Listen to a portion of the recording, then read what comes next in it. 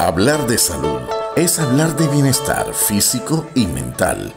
Para esto, conéctate con Salud es Vida, para que estés al día con los mejores especialistas del saber, para que tú te sientas bien.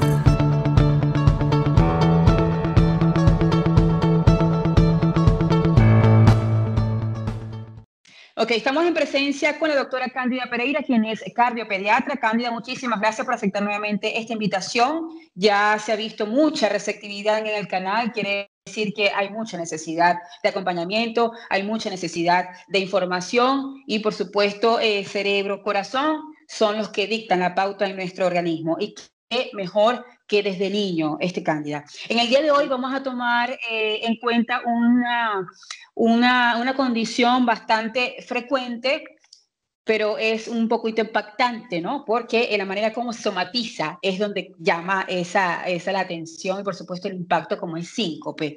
Cándida, el síncope, tú lo vas a explicar qué pasa fisiológicamente, por qué sucede esto a nivel cardiovascular, a nivel del niño como tal, pero claro, el impacto es cuando el niño se desmaya o la niña se desmaya. Adelante, Cándida, y por supuesto, gracias de nuevo por estar con nosotros y por supuesto con toda la población en general. Muchísimas gracias, María Ángel, por la invitación. Un gusto para mí poderlos acompañar y poder ayudar y contribuir un poco al crecimiento y desarrollo de nuestros niños, aunque sea a través de esta revista, que podamos poder dar todos estos tips, esta información que es importante y que permite orientar a los padres, a los maestros, quienes cuidan a los niños, y puedan ayudar y orientar de la mejor manera y para que tenga un un feliz término y puedan los niños pues continuar sanamente, que es el objetivo, tener niños sanos para que sean adultos sanos. Muy bien. Bueno, María Ángel, el síncope es una condición donde hay una pérdida súbita del estado de conciencia con el tono muscular. El paciente siente que se desmaya, cae al piso. Quienes están observando el episodio tratan de obtener su atención, de llamarlo, teniendo en cuenta además que es muy impresionante para quienes observan el evento, porque siempre refieren el paciente está frío, sudoroso. En algunas ocasiones incluso puede haber leves movimientos musculares que pueden sugerir y muy similar a una convulsión, lo cual hace que sea un poquito más alarmante el evento. Puede tener desde segundos de duración hasta varios minutos y el paciente se recupera 100%. Hay una recuperación 100% del estado de conciencia, del estado general, probablemente dependiendo del tipo de paciente y de la tolerancia, un poquito mareado, tal vez un poquito confundido, sin entender qué ocurrió, pero se recupera bien. Al final se recupera bien. También existe una condición que se llama presíncope, que es un poquito sin llegar a este extremo, donde el paciente refiere un desfallecimiento inminente, una debilidad intensa, cree que no se puede sostener, pero logra recuperarse. Es decir, no llega al primer extremo que ya expliqué. Bueno, en pediatría se puede decir más o menos aproximadamente que el 15% de la población infantil, niños y adolescentes, pueden presentar en algún momento de su vida un evento sincopal. Más o menos es de 2 a 3 pacientes por cada 1000 niños pueden tener este evento. Es más frecuente en las niñas. Generalmente ocurre entre los 5 y 18, 19 años, con mayor frecuencia en la adolescencia. Y bueno, el pediatra, el médico que recibe el paciente, tiene que siempre como establecer, organizar que afortunadamente, a pesar de ser un evento que angustia, el mayor porcentaje es de origen benigno. Sí, sin embargo, no se descarta que hay un porcentaje donde es una expresión de una enfermedad que debe alarmar, que debe preocupar. Y cuando nos detenemos a observar en qué está ocurriendo, pues también es cierto que en menores de 5 años siempre tenemos que pensar, sí, es cierto, en causas benignas, pero también es aquí donde pueden ocurrir verdaderos problemas que comprometan la vida del paciente y que nos está anunciando que está ocurriendo algo importante desde el punto de vista orgánico. Y a diferencia de los adultos, pues ya aquí el porcentaje de ser un evento benigno disminuye. Y aquí sí, en mayor proporción, nos está hablando de un cuadro que sí está representando una enfermedad cardíaca o neurológica importante. Entonces tenemos que este grupo etario de entre 5 y 19 años, generalmente en el 80-85% de los eventos es por algo benigno. Está condicionado. ¿Por qué ocurre este síncope? Bueno, vamos a leer, vamos a observar que va a aparecer en muchos libros y revistas científicas y para la familia como un síncope vasovagal, vaso del sistema vascular, y vagal, que está en relación con el sistema, con el nervio neumogástrico, y que bueno, que popularmente en nuestro medio le decimos vago, nervio vago. Y este evento ocurre, el síncope vasovagal, cuando hay un desbalance en el sistema neurovegetativo o sistema nervioso autónomo, que pues este sistema es una parte del sistema periférico que se encarga de los reflejos involuntarios, de la respuesta involuntaria de nuestro organismo, como respirar, la frecuencia cardíaca, la tensión arterial, el deseo de miccionar, la salivación, la sudoración, que son respuestas involuntarias que nosotros no somos conscientes. Y tiene que haber un equilibrio como parte de nuestra fisiología, de nuestra cotidianidad, de nuestra adaptación al ambiente, a una actividad, a un esfuerzo, al reposo, al descanso. Por eso nuestro cuerpo varía según el horario, según la actividad, según el sueño profundo, según el esfuerzo máximo, sobre todo en los pacientes que hacen deporte en forma disciplinada, en forma regular. Y cuando se pierde este equilibrio, entonces comienzan a aparecer estos eventos que van desde mareos frecuentes a cambios, incluso intolerancia a ciertos cambios de posición, que llamamos cambios ortostáticos, hipotensión ortostática, que es estar acostado y levantarse. Cuando el paciente, muchas veces el paciente refiere cuando se levanta, que está totalmente en posición supino, acostadito, porque lo llama su mamá, porque tiene deseo de levantarse, porque está apurado. Sentir un mareo intenso, una inestabilidad, con incluso la posibilidad de caerse, de no tener fuerza para sostenerse. Y ya esto es un anuncio de que está ocurriendo un desequilibrio, un desbalance en el sistema nervioso autónomo, entre el simpático y parasimpático. Muchas veces los pacientes necesitan unos minutos para recuperarse y continuar. Entonces, a veces esto pasa desapercibido. Cuando se acumulan ciertos elementos sintomáticos, como este mareo postural, sudoración profusa, frialdad distal, ante ambientes sofocantes, como es nuestro medio, por ejemplo, estar mucho tiempo en la posición de pie, es decir, en la posición ortostática no hay tolerancia, estar en un sitio cerrado como en un autobús, en la iglesia, durante la misa, en el salón de clase, en el acto cívico del colegio, cuando están todos los niños y jóvenes de pie, esperando todas las normas de la mañana, el himno nacional y toda la información que se le da en ese curso de tiempo, en esos 20-30 minutos, y hay una intolerancia, entonces, que se viene sumando, pero que es subestimado, hasta que ocurre finalmente el evento, que puede ser generalmente, ocurre en estos sitios donde han estado expuestos mayor tiempo. Cuando digo tiempo me refiero a más de 20-30 minutos, en la misma posición, en reuniones, donde sienten que les falta el aire, que necesitan ventilarse, refrescarse, y finalmente ocurre el evento sincopal. Cuando uno interroga al paciente, que finalmente llega a la consulta, pues descubrimos que de alguna manera insidiosa vienen ocurriendo ciertas situaciones que han provocado que finalmente se pierda la tolerancia pues digamos, una condición de estrés que para ese individuo, que para ese paciente es estresante, como por ejemplo el aumento de las pérdidas insensibles, que es el sudor, la evaporación. Y si a eso le sumamos los malos hábitos de no tomar agua en forma adecuada, entonces yo les explico a las mamás cómo someter todo el tiempo al organismo a la vida, a la cotidianidad, al esfuerzo, a jugar, a estudiar, a hacer deporte, pero no le ofrecemos lo que necesita, el líquido, que es importante, el agua. ya que, volviendo al tema del sistema nervioso autónomo, como expliqué hace un momento, es la parte del sistema nervioso periférico que permite que nuestros órganos, las vísceras, puedan regularse, equilibrar su función, que es la función involuntaria, que nosotros no estamos pendientes. Pues necesitan esos receptores para el equilibrio celular, el equilibrio bioquímico, agua.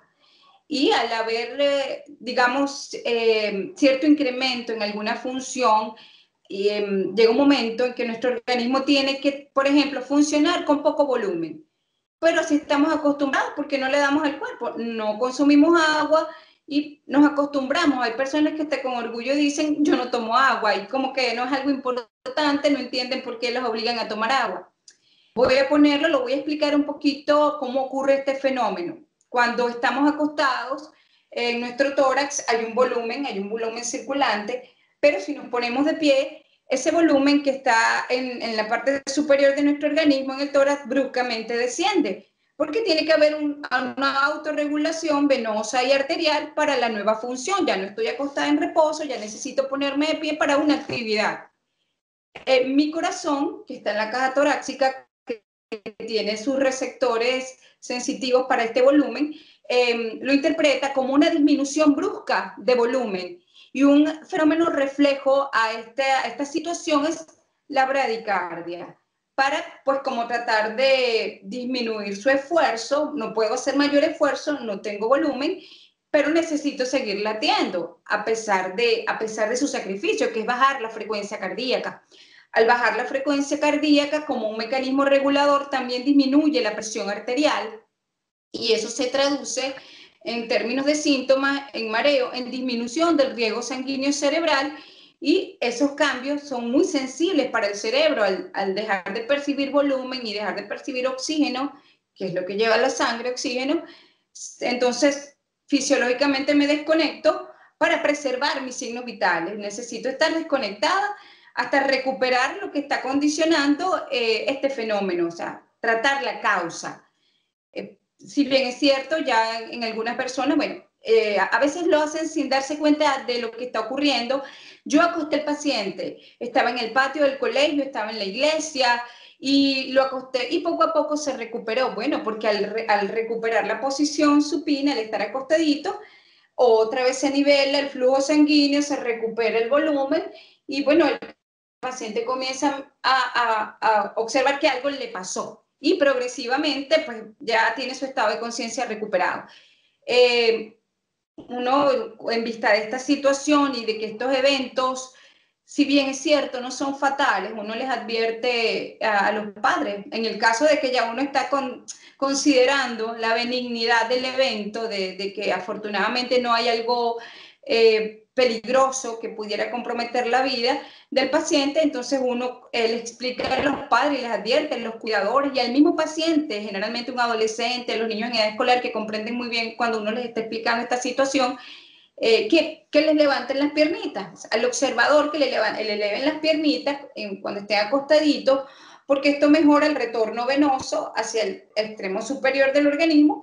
El corazón recupera su frecuencia cardíaca porque aumentó el volumen, y también el cerebro recupera su riego sanguíneo, y por supuesto eso se traduce en mejor estado de alerta. Cuando estamos en la consulta y por supuesto los papás se angustian porque no quieren que el hijo se desmaye, de alguna manera uno trata como de organizar lo que está sucediendo para que ellos se empapen y tengan conocimiento más cercano de lo que ocurre.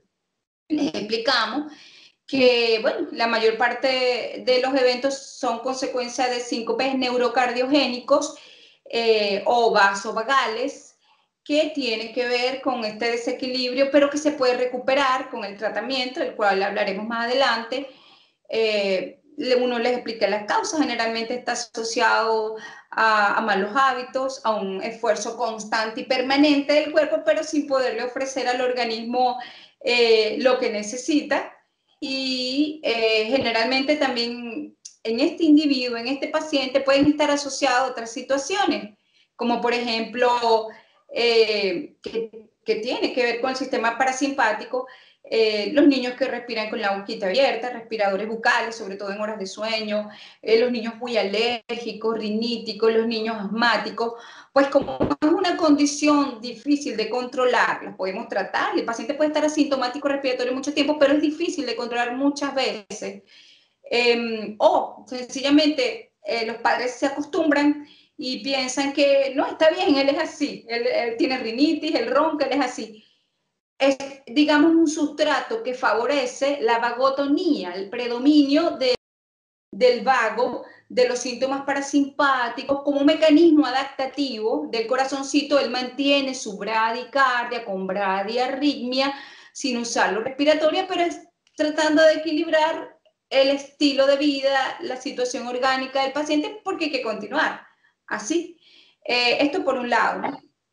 También es cierto que es frecuente observar en pacientes, y así tiene que ser, precisamente por ese mismo condicionamiento cardíaco, en los pacientes, en los jóvenes que son deportistas, entrenados con frecuencia, con disciplina, ellos de base pues mantienen una bradicardia que la toleran muy bien y discreta tensión baja, que también es muy bien tolerada y que es consecuencia de ese entrenamiento constante, de su esfuerzo físico permanente, disciplinado, tantas horas a la semana.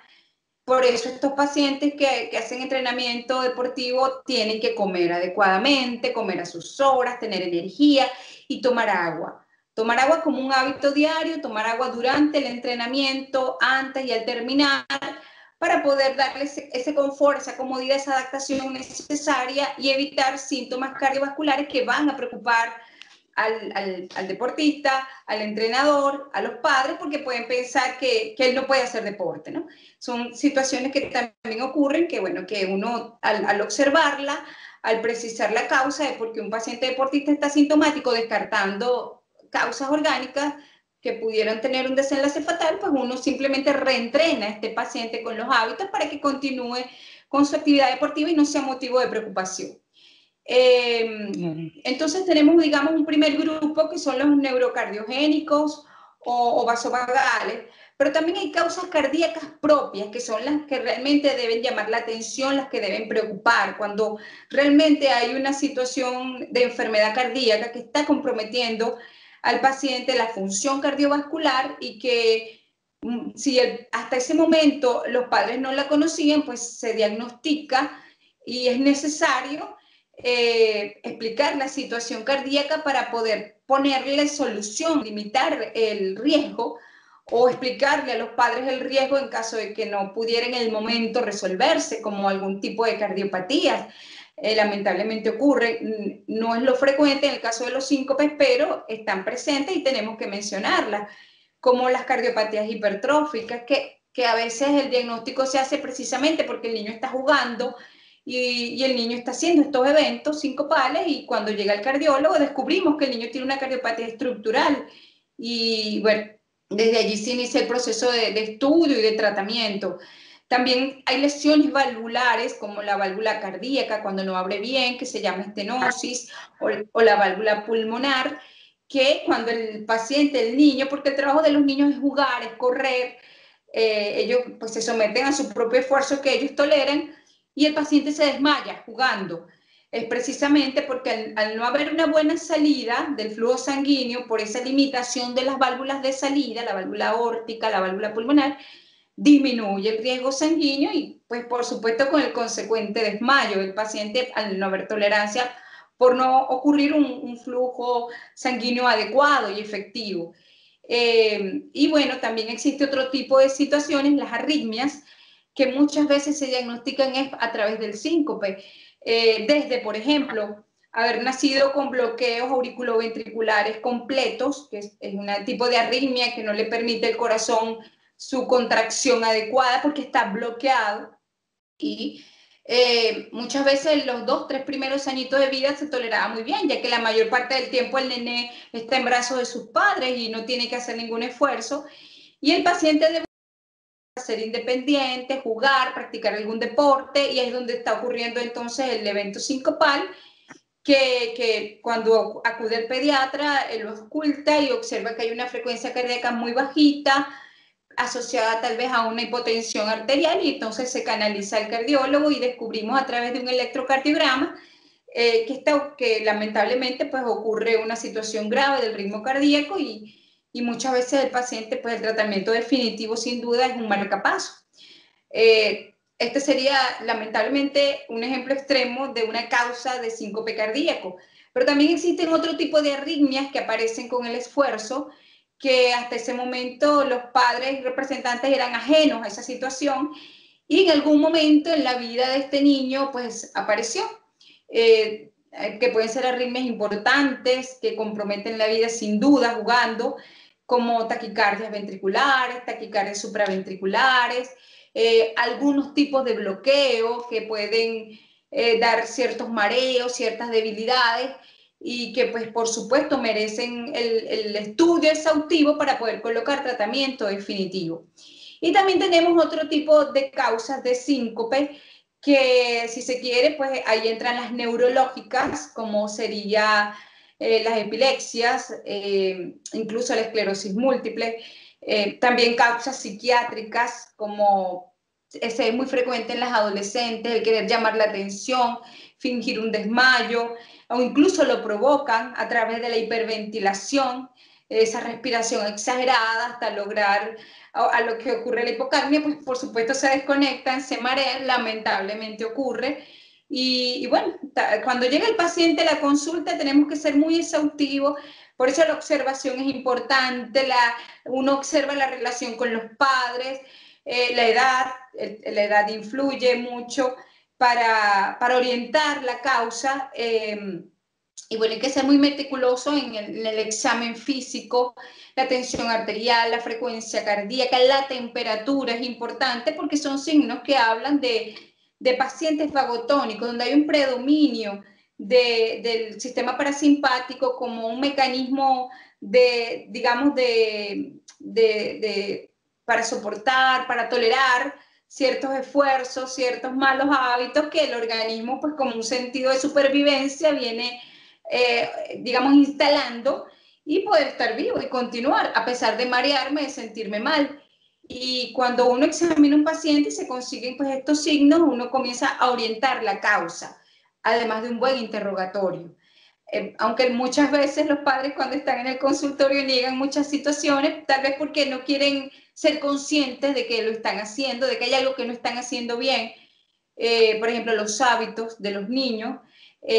Yo a veces le digo a las mamás, mira mami, no delegues en el niño que tome agua, sobre todo en los chiquitos, pero parece mentira, en niños en el escolar también, porque bueno, ya es verdad, los niños hay que darles y responsabilidades, ¿no?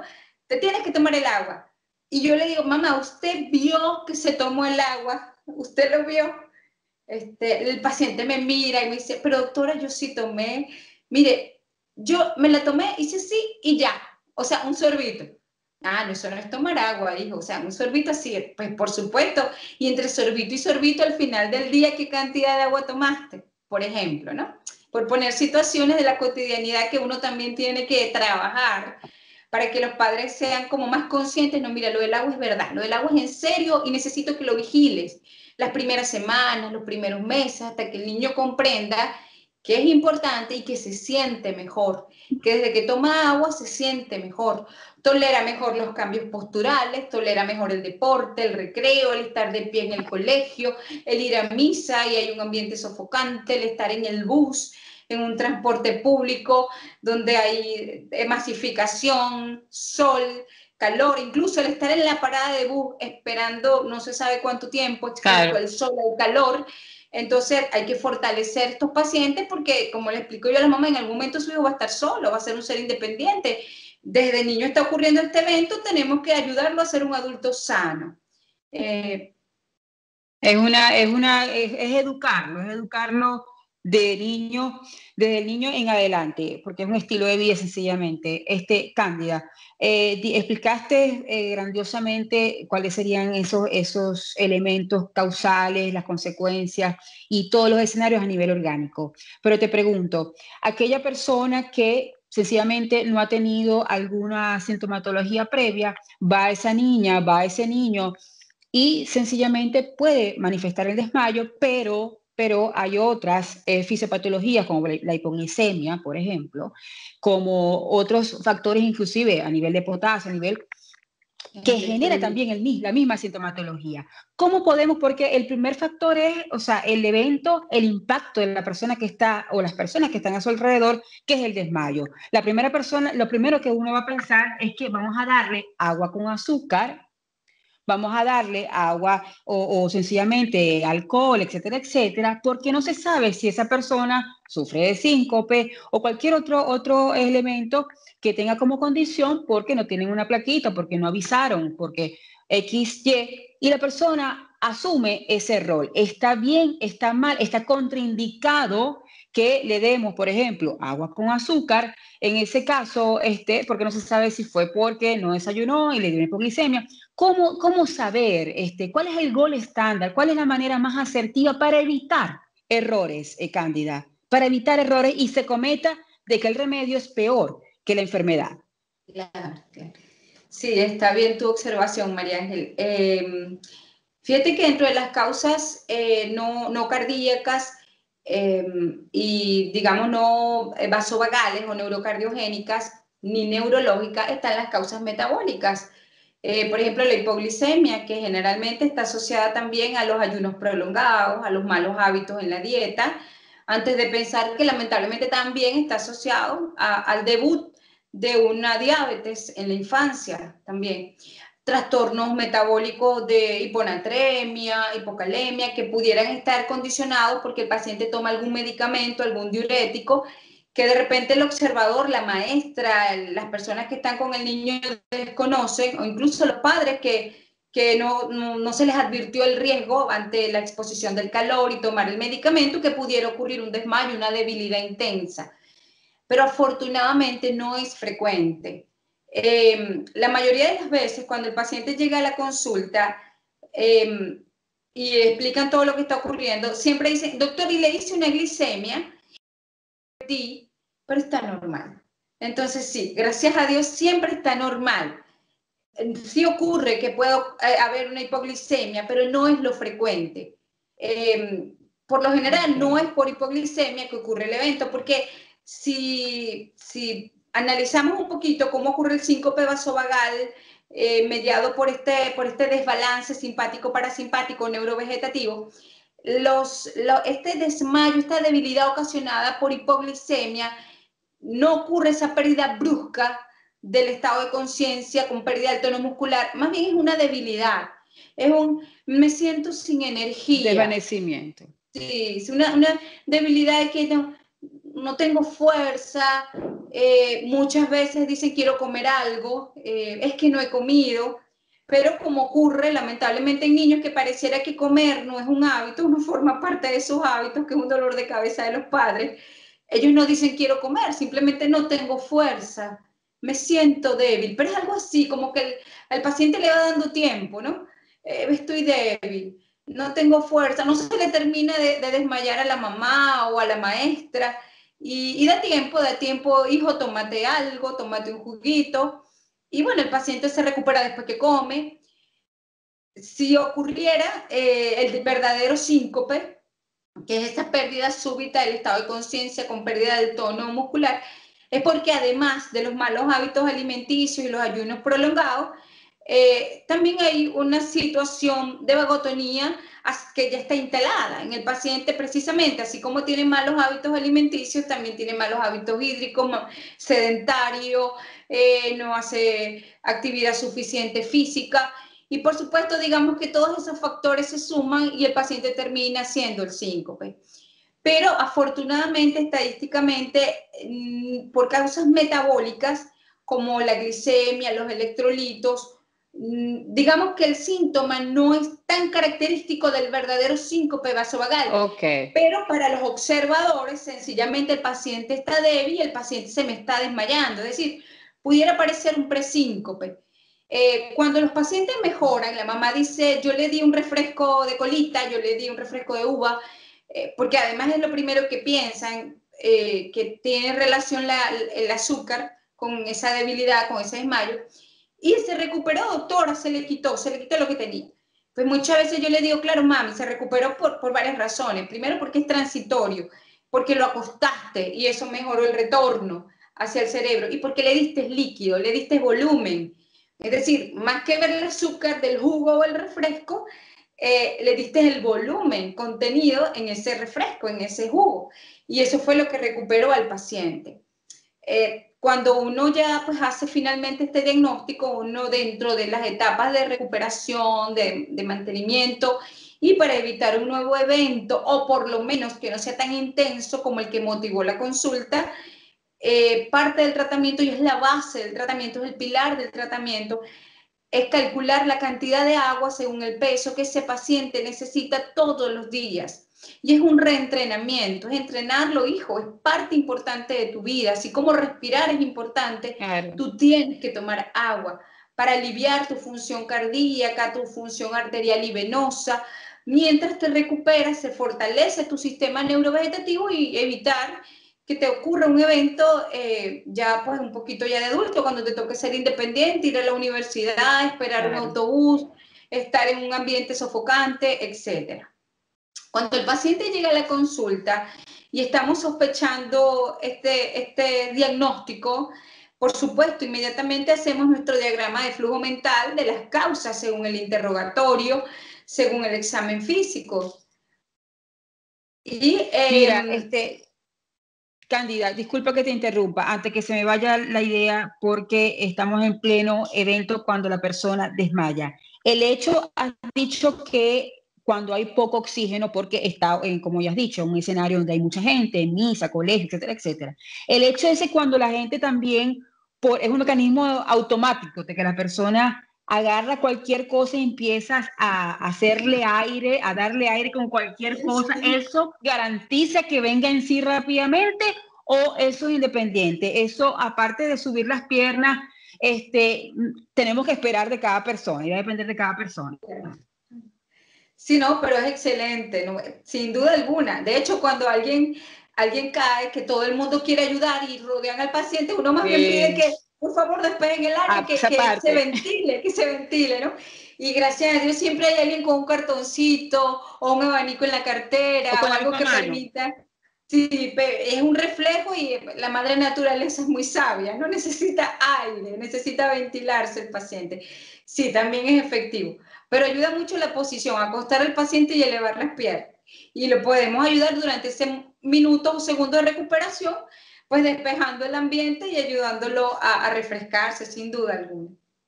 Sí. Bueno, Ahora, dime, continúa, Cándida. pues que comentaba hace unos minutos, cuando uno quiere hacer el diagnóstico para poder entonces aclarar definitivamente qué le está pasando a ese niño, a los padres, decirle, mire, está ocurriendo esto por tales razones. Entonces hay como un esquema de evaluación, un buen interrogatorio, se interrogan muy bien los hábitos, la historia, antecedentes de hospitalizaciones, antecedentes de asma, si las niñas que les encanta bailar, si lo hacen de forma disciplinada, en academia, cómo lo hacen, qué hábitos tienen, cómo comen, incluso, qué les gusta, si hay mucho consumo de chuchería, de bebidas chatarras, los niños deportistas, qué deporte practicas, con qué frecuencia. ¿Qué haces cuando te preparas para ir a tu hora de deporte? ¿Y qué haces cuando regresas a la casa de haber hecho tu hora de deporte, ¿no? La cantidad de agua que consume, el tipo de comida que consume, los hábitos de comida chatarra o de chucherías. Es muy importante el electrocardiograma, algo tan sencillo como un electrocardiograma que se realiza en la consulta, permite mucho orientar, porque a veces incluso ese papelito es el que hace el diagnóstico, y pues a partir de allí ya iniciamos todo el proceso de recuperación, de rehabilitación y tratamiento del paciente. Pero muchas veces ese papelito no orienta, porque en el minuto que el paciente fue a la consulta, pues estaba todo normal. Y pues mami, mira, ¿no? Hoy, aquí en la consulta, en este minuto, todo está normal. Pero lo que usted ha dicho es importante y a su hijo hay que estudiarlo. Entonces se activa una cascada de pruebas para poder evaluar al paciente, porque es necesario, y siempre uno hace énfasis en esto con los padres. Tenemos que dar con la causa porque hay que superarla, hay que tratarla, y el paciente tiene que continuar y tiene que ser un paciente sano, porque es el corazón y hay que cuidarlo. Dentro de esos estudios, pues está hasta un holter de ritmo, que es el equipo que se coloca para el monitoreo del ritmo cardíaco 24 horas. Y uno le pide a los padres que permitan al niño un día normal, sus hábitos, que vaya al colegio, que juegue, que haga deporte, que baile, la niña, que incluso que haga un horario, que nos escriban un horario, mire doctora, yo hice deporte de tal hora a tal hora, yo terminé mi deporte a tal hora, y eso permite observar cuando el paciente somete su corazoncito a un esfuerzo, cuando se recupera, porque a veces hay arritmias que aparecen durante la recuperación posterior a un esfuerzo, y probablemente cuando hay mamás que comentan, doctora, mi hijo hizo su hora de fútbol chévere, y cuando estaba en la colita para tomar agua, se me desmayó. Entonces, es interesante porque tenemos que evaluar qué ocurre después del esfuerzo. Entonces, porque durante el esfuerzo el niño lo hizo muy bien, no se sintió mal, no se quejó, por ejemplo. Y poder determinar qué ocurrió en ese momento en la colita cuando el niñito estaba esperando para tomar agua. También hay niños que dicen que se desmayan, que tienen cierta debilidad ante situaciones de estrés, como el colegio, estar de pie o en la misa, pero los despierta en la madrugada, sensación de palpitaciones, sensación de ahogo. Por eso es importante el Holter, porque nos permite evaluar su ritmo cardíaco también en horas de sueño. Nosotros, pues fisiológicamente, según nuestro ritmo hormonal, tenemos que hacer bradicardia durante el sueño profundo. Y sería interesante observar si el niño está presentando síntomas en horas de vigilia, como es estar en el colegio, como es una actividad aeróbica, bailar, hacer deporte, estar en un bus, pero además ahora se está asociando síntomas en horas de sueño, entonces evidentemente algo está ocurriendo y tenemos que ser un poquito más exhaustivos en la evaluación. Posterior al Holter, y aún así bien que el Holter nos dé alguna luz diagnóstica para algún tipo de arritmia, que estas arritmias pueden ser verdaderas arritmias que comprometen la función cardíaca o algunas arritmias fisiológicas benignas que no van a comprometer la función del corazón, pero sí pueden dar ciertos síntomas desagradables y que debemos mejorarlo para que el paciente pues, recupere su función habitual y se sienta bien. Eso nos va a permitir tomar decisiones, como por ejemplo, tenemos una prueba que se ha popularizado en los últimos años, que es el TIL test, que es una prueba que permite, digamos, inducir el síntoma del síncope. Porque muchas veces el paciente, bueno, aisladamente tiene los síntomas y en el momento no logramos determinar la causa, porque el electro es normal, porque el Holter, las 24 horas que lo tuvo colocado, estuvo normal. Esas 24 horas no hubo nada, no hubo ningún evento que orientara. Entonces, pues tratamos de ir un poquito más allá. Vamos a provocar el síncope, que es a través de la prueba del TIL test, donde se coloca el paciente en una mesa en posición supina, más o menos 5 minutos. Tomamos de referencia su frecuencia cardíaca, su tensión arterial, para observar en reposo acostado cuáles son sus signos vitales. Luego de esos 5 minutos se somete bruscamente a la posición ortostática, que va más o menos entre 70 y 80 grados, y cada cierto tiempo, cada 5 minutos, se va tomando la frecuencia cardíaca. De hecho, el paciente está conectado a un monitor que nos permite ver su ritmo cardíaco, las características del ritmo cardíaco y su presión arterial, la presión arterial del paciente, y vamos observando qué cambios pueden haber con el paso de los minutos, sometiendo al paciente a la misma posición, a la posición ortostática. Y aquí podemos descubrir varias situaciones. Ya que el síncope cardioinhibitorio puede tener 3 características. Puede ser vasodepresor, es decir, podemos documentar durante la prueba del TIL test que baja la frecuencia cardíaca más de 20 milímetros de mercurio, más de 40 milímetros de mercurio en esa posición, y observamos cómo el paciente no lo tolera, me siento débil. Entonces, pudimos documentar el evento y luego, pues, sutilmente baja la frecuencia cardíaca. Entonces hablamos de que es un síncope vasodepresor.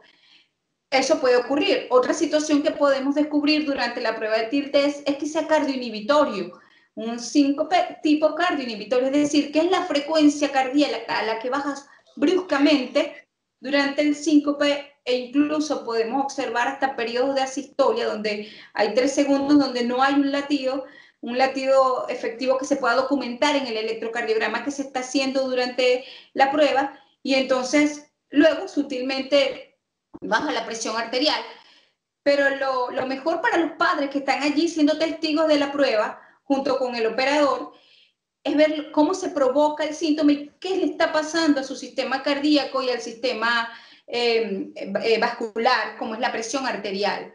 Y luego pudiera ocurrir otra situación, que es el mixto, que es vasodepresor y cardioinhibitorio, que ocurren los dos fenómenos al mismo tiempo. Y bueno, y coincide con las características del paciente. Se ve débil, sudoroso, frío, hipotenso y bradicárdico, que lo pudimos documentar además y explicarle ya ocurre un síncope vasovagal. Bueno, luego vendría, una vez documentado el evento y que hemos determinado que no hay otra causa, que defina, que justifique el evento, vendría una etapa de rehabilitación. Ok, vamos a tratar al paciente para que se recupere. ¿Qué hacer, doctora? Porque ocurre que no existe un medicamento para eso. Si vamos a revisar la literatura, pues sugiere mucho tipo de medicación, siempre concluyendo que tiene que ser individualizada según cada caso, según cada situación, que se ha demostrado que hay una eficiencia general, o sea, que no es como tomarse una pastillita para el dolor donde el paciente mejora, sino que va a depender de cada caso particular. Pero en general, lo que afortunadamente sí está demostrado, porque se han hecho muchos trabajos y se han publicado, es la rehabilitación cardiovascular programada. Es decir, poder someter al paciente a un ejercicio aeróbico, que entrenar su sistema cardiovascular para fortalecer su sistema parasimpático, el sistema parasimpático, y poder, digamos, mejorar la tolerancia a condiciones de estrés, como es la bipedestación, el estar de pie mucho tiempo, el estar expuesto a situaciones sofocantes, con estrés además, como les explico yo a los padres, porque algún día te va a tocar estar en la universidad, exponer situaciones de estrés donde puedes tener un poquito de miedo, inseguridad, calor, y necesitas tener fortaleza para superar todas esas situaciones y no desmayarte en público. Entonces, se planifica, se organiza la rehabilitación cardiovascular, que tiene también digamos, la técnica adecuada para poder ofrecerle al paciente la mejor rehabilitación y evaluar que el paciente sí se está recuperando, o que el paciente no va a necesitar 2 meses, sino más tiempo, 2, 3, 6 meses, para la recuperación definitiva, porque sin duda también es individualizada. Cuando uno, antes de hablar un poquito cómo someter a un paciente a rehabilitación cardiovascular y fortalecer su sistema neurovegetativo, tenemos que observar una información que obtenemos al interrogatorio e incluso a la inspección. Y es que hay pacientes, sobre todo es muy frecuente en niñas, también se observa en algunos varoncitos, pero en niñas, son esos pacientes que llegan a la consulta que todo les da fatiga, hasta el gesto, hasta la actitud de estar sentados en la camilla es de fatiga, están fatigados, que pareciera que van a vomitar en la consulta, con carita de náuseas, ¿no? Y uno les habla y todo es un fastidio, todo es, no lo quiero hacer, es que me canso, doctora, es que no quiero, no puedo. Doctora, cuando hago eso me dan palpitaciones, no, mejor no lo hago. Entonces, uno se da cuenta que realmente, digamos, la vagotonía es muy acentuada. Y estos son pacientes que van a ser difíciles, no imposibles, pero sí difíciles en la recuperación. Y aquí necesitamos mucho de la constancia de los padres, del deseo real de recuperar a su hija, a su hijo, en el sentido de la disciplina para las prácticas de la rehabilitación cardiopulmonar. A este ejercicio de entrenamiento, generalmente necesitamos una prueba de esfuerzo. La prueba de esfuerzo nos permite medir la capacidad funcional, la capacidad motora del paciente ante el ejercicio y de su función cardiorrespiratoria, la tolerancia del paciente al ejercicio.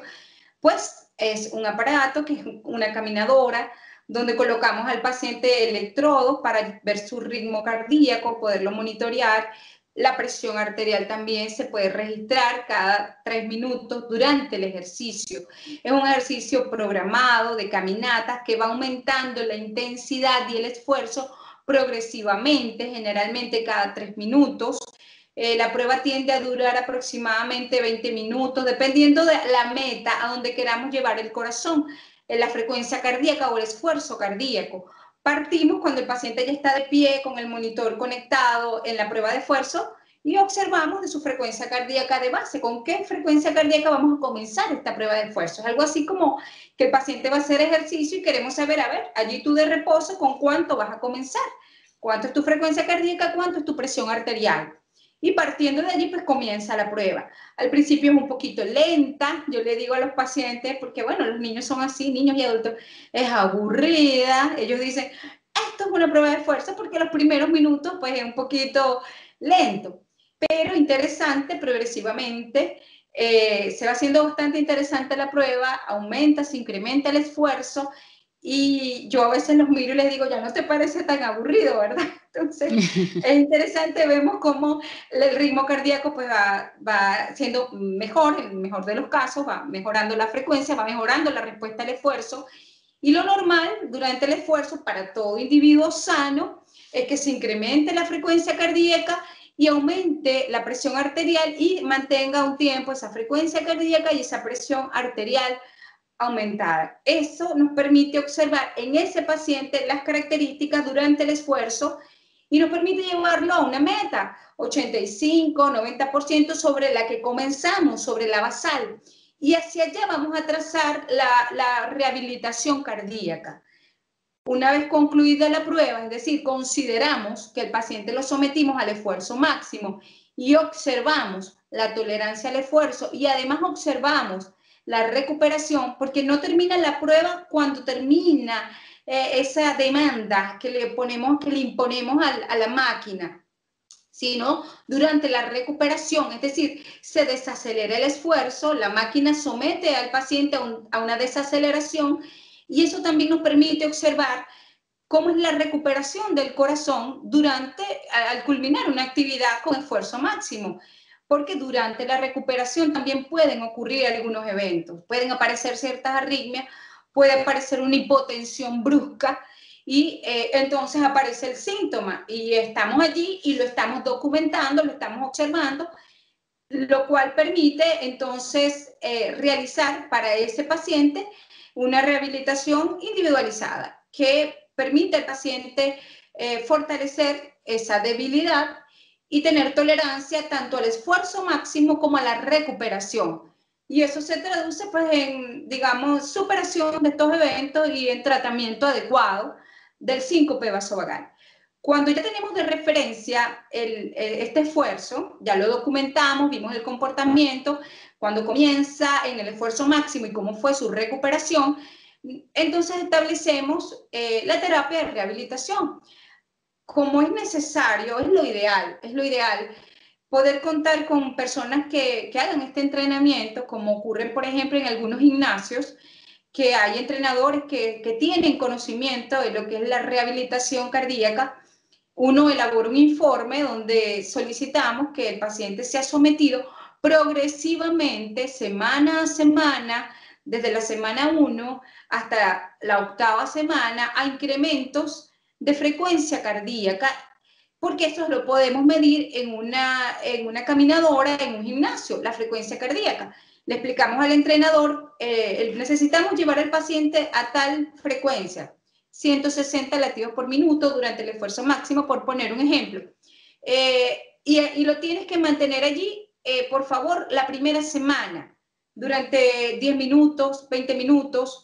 En ese espacio de someter al paciente a una caminadora, que es la rehabilitación en cuestión ya, hay previo a eso un estiramiento, un ejercicio de calentamiento, de estiramiento, que es necesario, que generalmente va de 5 a 15 minutos.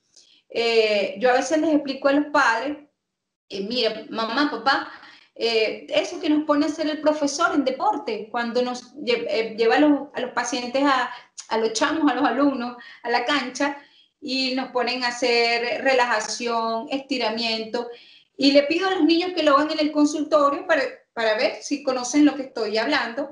Y efectivamente, ellos dicen, sí, claro, yo sé de lo que me está hablando, el profe me lo hace. Aquellos niños que hacen deporte en forma disciplinada, béisbol, fútbol, básquet, ellos saben perfectamente, karate, saben perfectamente a qué me estoy refiriendo. Y bueno, necesito que lo hagan. Luego lo llevamos a la caminadora del gimnasio para someter entonces el ritmo cardíaco con los incrementos progresivos de frecuencia cardíaca y que la mantenga. Y en esa recomendación que yo le envío al entrenador, coloco cómo va a ir realizando ese incremento progresivamente hasta completar las 8 semanas. Luego puede ser mantenido un mes más, 2 meses más, depende de la respuesta del paciente a ese ejercicio, a las condiciones que él refiera, cómo se siente, y eso va a permitir establecer que el paciente está curado, que el paciente superó el riesgo de síncope. Muchas veces, lamentablemente, existen medicinas así, pues no todo el mundo mejora con el mismo tratamiento.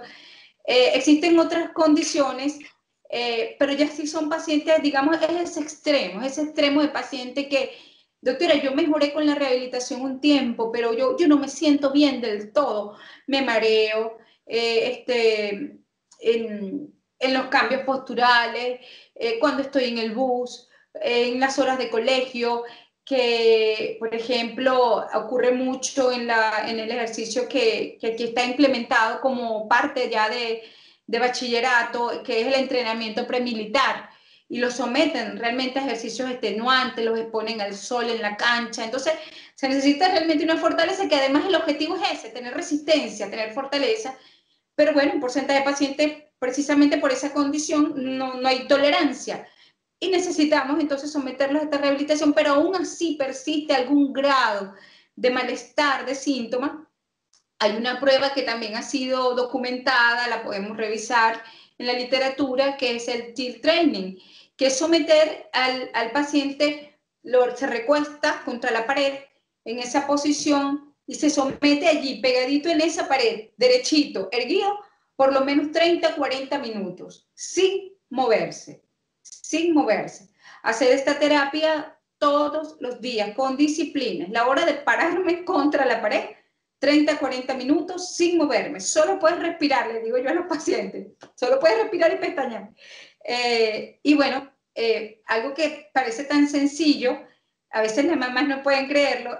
Mamá, aunque usted no lo crea, eso permite complementar la rehabilitación de su hijo, de su hija, y va a mejorar y va a fortalecer mucho la resistencia cardiovascular y la resistencia postural. Lamentablemente existen ya condiciones que ya no son cardiogénicas, que no son vasovagales, que comprometen mucho ya el ritmo cardíaco. Por ejemplo, cuando durante una prueba de TIL test, y a pesar de la rehabilitación y de todos estos consejos que damos a los padres, hay unas bradicardias muy acentuadas, que provocan asistolia, que es la ausencia de una contracción efectiva durante más de 3 segundos. Muchas veces, a pesar de someter al paciente a rehabilitación y a ejercicio y a mejorar hábitos hídricos, el paciente termina en marcapasos. Se discute el caso con electrofisiología, con el especialista del ritmo, y a veces estos pacientes se deciden previo a un estudio electrofisiológico, porque, pues, por supuesto, hay criterios para el estudio electrofisiológico invasivo. Se llegará a la conclusión de que el paciente amerita un marcapaso para, pues, mantener una función contráctil efectiva. Pero estamos hablando de casos extremos. Una pregunta. Aparte de todo ese tipo de terapias que tú has dicho, condiciones, inclusive ya a nivel orgánico, ¿se puede deducir que este tipo de patología, que ya se transforma en patología, esto pudiera ya garantizar de que esto puede prolongarse a la edad adultez? Esa por una parte. La otra parte, hay un elemento psicológico patológico como es la claustrofobia, que el hecho de permanecer en un sitio cerrado, permanecer con mucha gente, también le da efectos también psicopatológicos, y que es unido a una condición ya diagnosticada como síncope, ¿qué se hace? Tendrá que ser, aparte de todos estos tratamientos, todas estas terapias, tu trabajo en caso de cardiovascular, también tiene que ser un trabajo multidisciplinario a nivel psicológico también, Cándida. Sí, claro, claro. Una vez bueno, ya se investiga y se agotan las causas cardíacas y tratamos pues de ayudarlo con un tratamiento adecuado, existen otros factores que descubrimos durante esa evaluación y están, por ejemplo, en el caso de ciertas conductas que comprometan también la función, porque son situaciones de estrés. Pero por lo general, cuando ocurre un verdadero síncope vasovagal, de alguna manera, probablemente el desencadenante fue el estrés, pero recordemos que el estrés es sistema nervioso simpático, es adrenalina, frecuencia cardíaca elevada, sensación de angustia, por supuesto con el correspondiente intolerancia y rechazo a esa sensación de estar encerrado, de sofocación. Pero cuando ya lamentablemente ocurre ese desbalance simpático-parasimpático, neurovegetativo, entonces predomina el síncope o el síntoma vasovagal y el paciente se desconecta, que son los síntomas que hemos descrito hasta ahora. Esa parte hay que tratar de resolverla, pues es más sencillo ya y lleva más tiempo, si se quiere, la parte de conducta. Esto pues es un poquito más prolongado, tiene sus técnicas especializadas y es necesario, claro, sin duda alguna, explicarle esto a los padres para que por etapas vayan, o paralelo a este tratamiento, pues vayan también atendiendo esta situación de conducta emocional que sin duda pues compromete nuestro relacionar, ¿no? Tanto estar en situaciones de encerramiento, de multitudes, de esperar en pleno sol, de muchas horas en la posición de pie involuntarias, el tener que estar en un bus de pie, y hay que ayudar a los pacientes a superar todo esto para mejorar la calidad de vida. En relación al tema de llegar a la edad adulta, muchas veces pudiera arrastrarse un síncope vasovagal por no tener un tratamiento adecuado, porque mejoro un periodo de tiempo, pero no soy persistente, no tengo un estilo de vida acorde a mi situación de vagotonía, y como me siento mejor me descuido y con el tiempo pues me descuido y no acudo de nuevo al médico. Los años pasan, me hago adulto, son otras situaciones de estrés y pudiera estar relacionado en el sentido, cuando digo relacionado, me refiero a la parte de ser benigno, de que el paciente no se va a morir por un síncope vasovagal, pero es desagradable. La situación es desagradable para el paciente, el síntoma, y también para quienes lo observan, se angustian, se preocupan. Puede ocurrir incluso síncope vasovagal en el embarazo, sin que esté relacionado con un problema orgánico del embarazo. Al mejorar ciertos hábitos, ciertos factores, pues ya continúa la embarazadita sin ningún problema. Por supuesto, aquí estoy hablando de que no hay causas orgánicas para síncope, sino que de repente fue una persona que se hizo adulta, ya está embarazada y viene arrastrando una situación de vagotonía.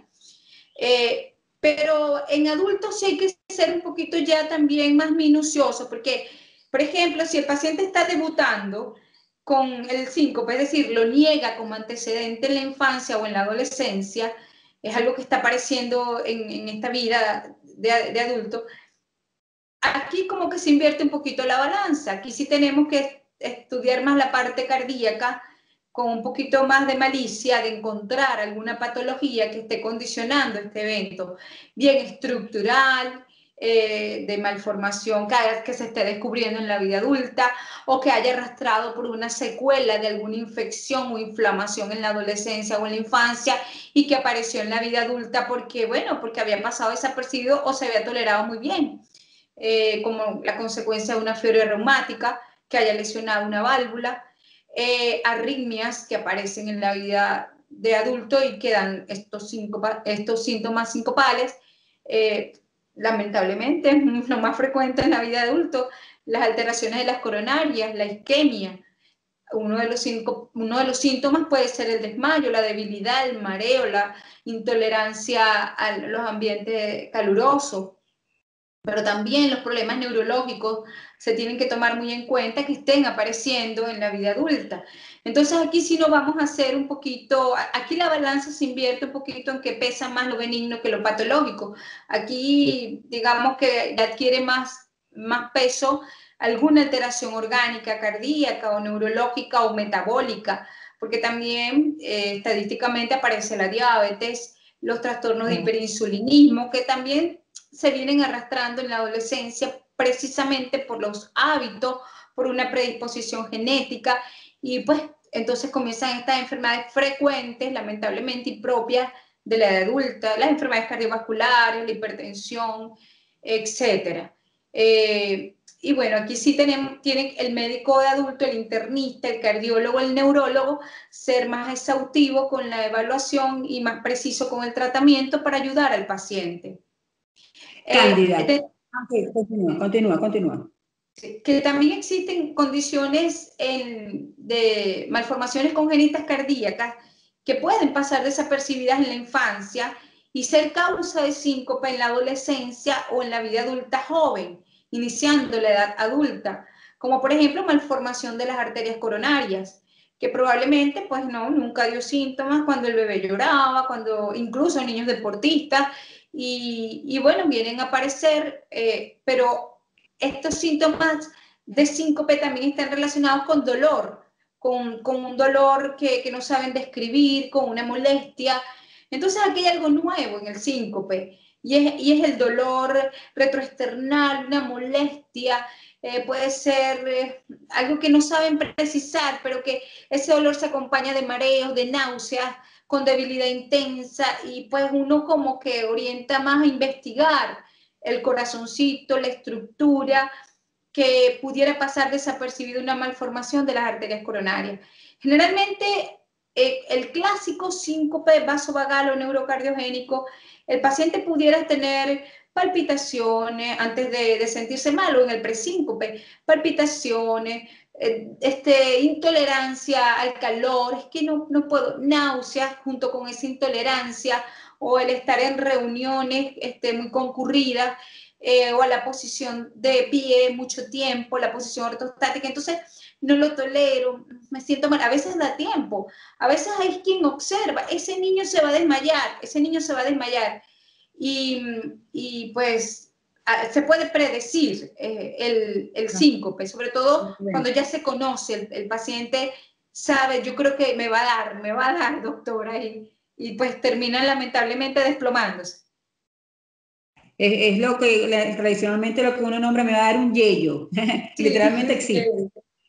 Cándida, se sabe que cada quien responde porque depende del organismo, pero el tiempo debe haber un tiempo promedio, Cándida, de duración del evento. ¿Tendrás algún minutos, cuánto, y que la gente ya si pasa de ese promedio, abarcando la generalidad de cada organismo, ya las personas se deben preocupar? Te pregunto, ¿existe un tiempo promedio? O porque la gente también se puede asustar, mira, más de media hora, por ejemplo, estoy haciendo una especulación, más de media hora la persona y no despierta, ¿qué debemos hacer? Sí, bueno, con frecuencia puede durar segundos o minutos, 2, 3 minutos. Estadísticamente es lo más frecuente, desde segundos, 30, 40 segundos, 2, 3 minutos, con una recuperación luego de 2, 3 minutos más. Generalmente cuando dura un poquito más, pudiera estar asociado a otro problema. Junto con la manifestación se haga de mayor duración. Por eso uno interroga mucho, mami, ¿cuánto duró? O le preguntó a la maestra, más o menos, ¿cuánto duró?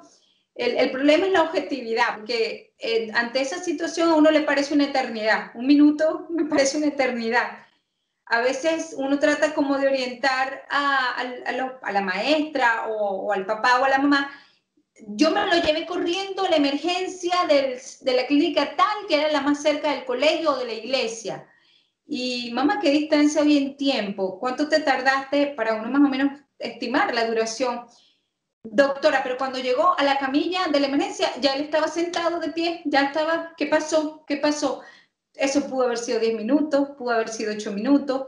Probablemente en el camino se iba recuperando el paciente, pero generalmente el clásico síncope vasovagal, vagotónico, neurocardiogénico, tiene que durar menos de 10 minutos, menos de 5 minutos.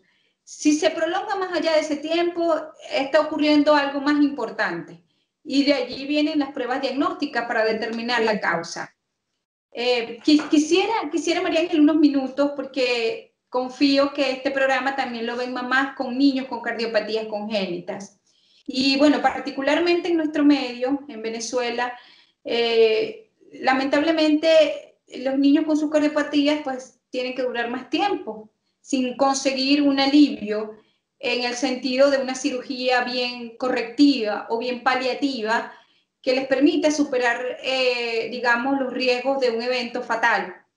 Y estos niños, mientras el tiempo pasa, tienen que ir a su colegio. Uno les dice, permítanle, mamá, dentro de lo posible, una vida normal de su infancia, porque también es necesario el desarrollo emocional, cognitivo, social, que ocurre en la infancia como cualquier niño.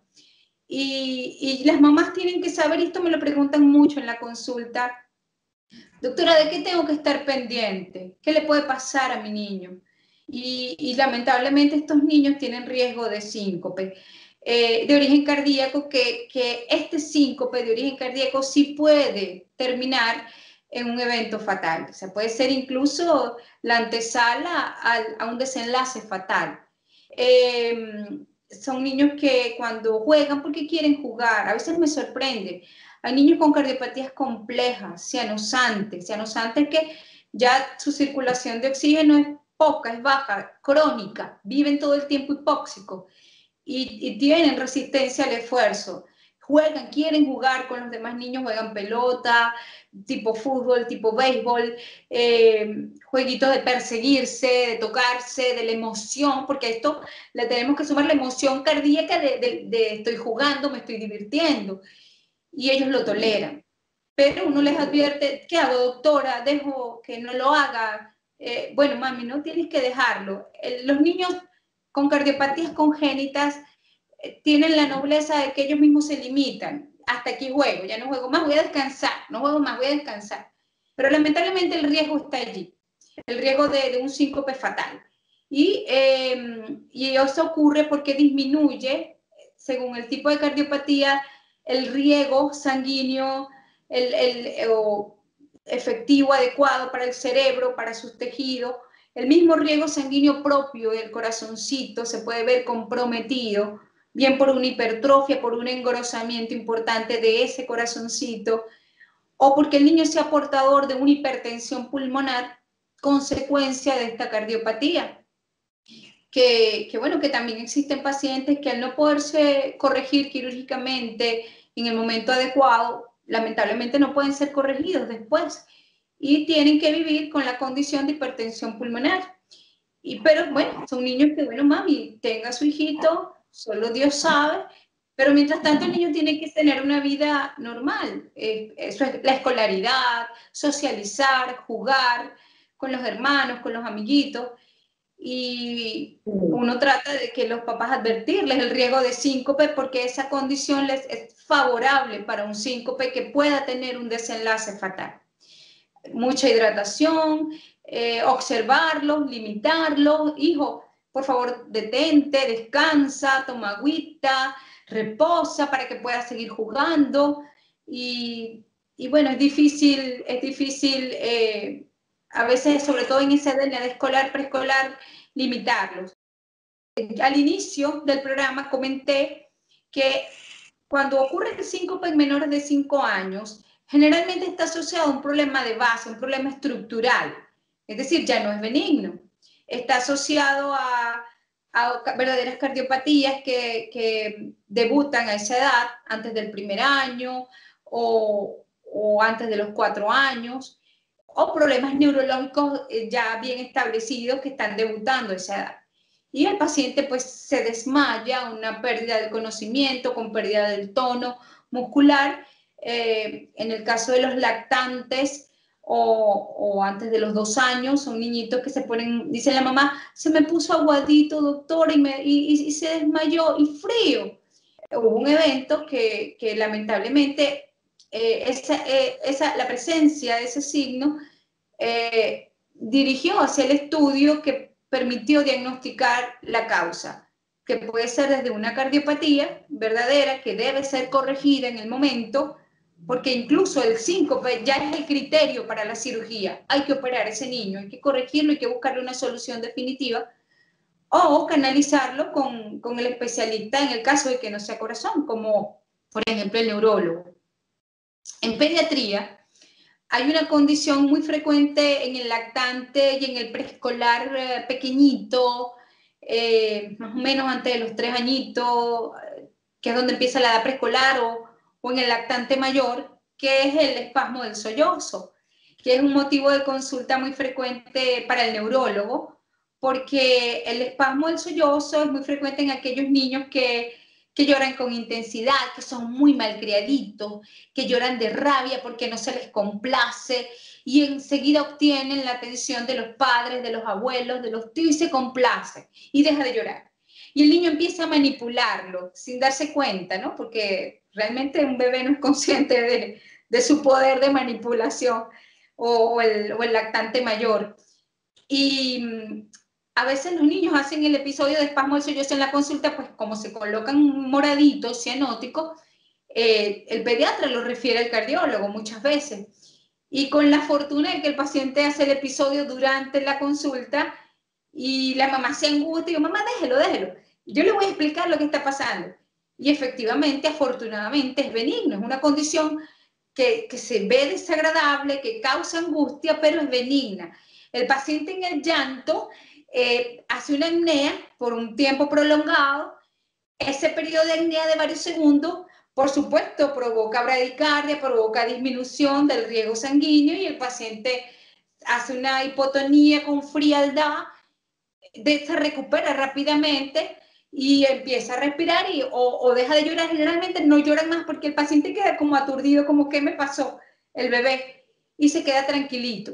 Y además, como obtiene la atención de los padres, de los abuelos, y obtiene lo que quiere, que es la angustia, y tenerlo a él todo el tiempo en brazos y muy pendiente y complacerlo, pues no pase allí, e incluso lo puede repetir cuantas veces quiera, ¿no?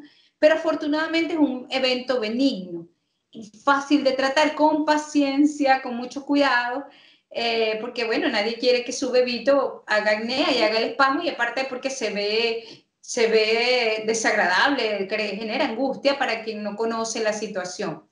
Por supuesto, tener la tranquilidad y la certeza de que no es de origen orgánico, no hay un problema cardíaco, no hay un problema neurológico que esté condicionando, y explicarle a los padres y a los abuelos que no, que ese niñito es manipulador, que hay que tener paciencia, aunque ustedes no lo crean, ese bebé es capaz de llegar hasta allá para generar la atención y obtener lo que desea. Es así. Una parte dentro de los síncopes en los chiquiticos, es una parte. Y muy bien dicho, porque es un tipo de manipulación bastante comprometedor como para el papá, porque el efecto que hace asusta demasiado, eso es parte de la formación. En cuanto a ese mensaje que le emitiste a los papás con niños que tienen cardiopatía, yo te diría que yo como comunicadora pienso que la comunicación es la clave del éxito. Están en la obligación de informar a todos los organismos, a todos los lugares donde frecuenta ese niño, de que presente una cardiopatía. Sí. Si bien es cierto, el niño como niño se le cuartea un poquito esa libertad, pero hay que tener conciencia y responsabilidad, y sobre todo educación, por los momentos, mientras se soluciona. Yo pienso que esa parte de aceptación, ya ahí entraría la parte psicológica. Por eso que te digo, es un equipo multidisciplinario, porque si hay elementos exógenos sanos, entre comillas, como es esa emoción, que puede acelerar, ¿ok?, esos eventos. Eso desde el punto de vista emocional, de eso desde el punto de vista, vamos a decir, natural. Pero hay otros elementos que te quiero preguntar, y tú me tienes que afirmar o no, ¿dónde es a nivel farmacéutico? Hay medicinas que hay ciertas contraindicaciones propio de la droga medicinal, ¿ok? Te pregunto, ¿Habrá entonces ciertos fármacos que pudiesen desencadenar estos eventos y que sería, por supuesto, contraindicado para estas personas que sufran de síncope? Claro, claro. Bueno, una vez que obtenemos esa información, si el paciente toma algún medicamento, primero preguntar la causa, ¿por qué toma esa medicina? ¿Quién se la colocó? O muchas veces puede ser que la mamá, una vez ya diagnosticado el síncope vasovagal, hay una prueba que aparezca y la mamá consulte, doctora, le están colocando a mi niño, a mi niña, tal medicamento por tal situación. Pues generalmente no son muchos, porque aquellos medicamentos que pudieran causar síncope, que sería porque hay una sensibilidad al medicamento o porque ya no lo necesita el paciente, son medicamentos para el corazón. Es decir, hay ciertos antiarrítmicos que pudieran condicionar este tipo de problemas, diuréticos. Habría que investigar por qué el paciente necesita el diurético, ya que recordemos que con el diurético perdemos volumen y necesitamos que el paciente consuma agua. Eso pudiera condicionar cierta debilidad, cierta mareos, y si el paciente tiene vagotonía, pues acentuar el síntoma o haga difícil la recuperación del paciente al estado de vagotonía que queremos que lo supere. Por supuesto, los diuréticos también hacen que perdamos electrolitos y muchas veces es la causa del malestar, de por qué este medicamento no está funcionando. Y necesitamos, por un lado, si el paciente definitivamente necesita ese tipo de diurético, entonces compensarlo con alimentos o con otros suplementos de lo que se está perdiendo por el diurético para recuperarlo y tratar de mantener al paciente estable. Generalmente, medicamentos que pudieran condicionar este tipo de situación son antiarrítmicos, medicamentos para la tensión arterial, hipotensores, pero vuelvo y repito, tiene que haber una condición para que el paciente lo necesite y nosotros poder trabajar en base a esa situación y buscar un equilibrio, algo que pueda compensar de alguna manera la necesidad de utilizar el medicamento. Pero estamos hablando de situaciones sincopales que ya no son muy benignas, porque el paciente necesita, por alguna enfermedad, utilizar un tipo de medicamento. En general, medicamentos comunes, por ejemplo, para la tos, ante las enfermedades más frecuentes, la gripe, la rinitis, el paciente puede consumir el medicamento indicado para esa situación, para muchas veces tratar síntomas de un cuadro gripal.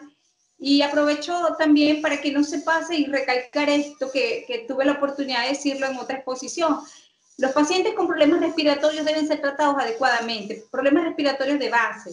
Los niños asmáticos o adolescentes asmáticos, los niños respiradores bucales, por hipertrofia de amígdalas, de adenoides, bien, porque esta condición genera un vicio de respiración que afecta al sistema neurovegetativo y como consecuencia en el tiempo y como parte de esa adaptación ocurre este desbalance cardiovascular que favorece la presencia de síncopes también. Entonces, digamos que tenemos que corregir todo lo que sea necesario para fortalecer nuestro sistema neurovegetativo. Es impresionante cómo has ya introducido o involucrado ya a 3 especialidades: psiquiatría, psicología y otorrinolaringología, porque el otorrino tiene que estar en conocimiento de todo este tipo de relación que tiene esas condiciones como este tipo de adenoides, rinitis, todo ese tipo de consecuencias que son muy comunes y que si no se tratan a tiempo pudieran conllevar a este tipo de sintomatología. Fíjate qué importante es. Fíjate qué importante eso. Así que es importantísima esta información, Cándida, una formación integral.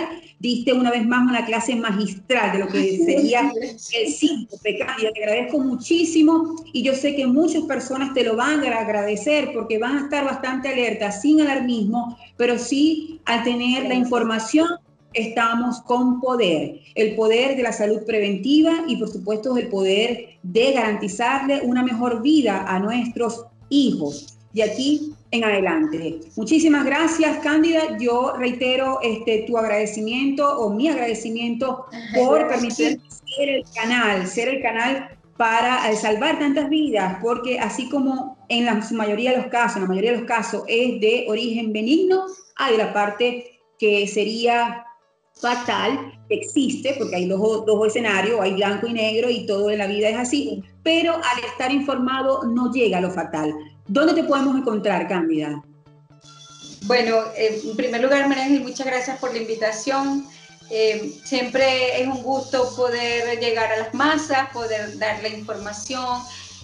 Antes de explicarte mi sitio de trabajo, pues quisiera reforzar a los padres, a los representantes, a los maestros, la importancia de tomar agua, de respetar los horarios de las comidas, el sueño de los niños.